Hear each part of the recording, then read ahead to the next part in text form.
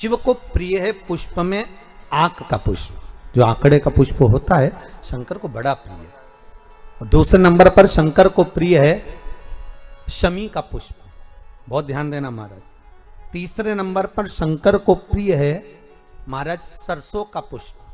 सरसों होती है ना, जो राई अपन बोते हैं, सरसों बोते हैं, उसमें पीले कलर का जो पुष्प लगता है।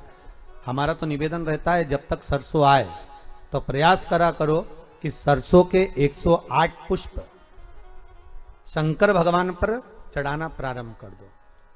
महाराज ये पक्का है कि वर्ष भर कोई बड़ी बीमारी आपको घेर नहीं सकती अगर सरसों के फूल शिव को चढ़ रहे हैं तो।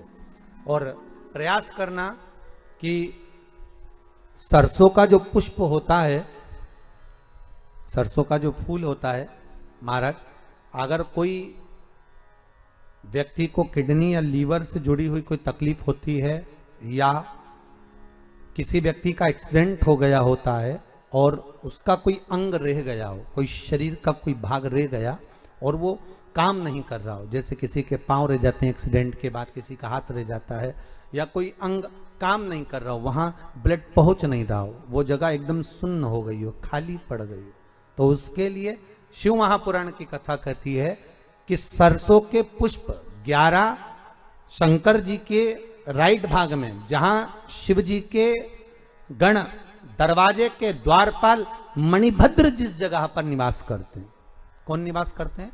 मणिभद्र। शंकर जी के दरवाजे के द्वारपाल हैं मणिभद्र जी।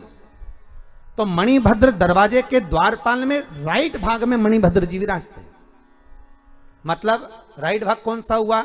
जब आप मंदिर से बाहर निकलेंगे तो राइट भाग, मंदिर में प्रवेश करेंगे जब राइट नहीं होना चाहिए, आप मंदिर से जब जाएं तो राइट भाग।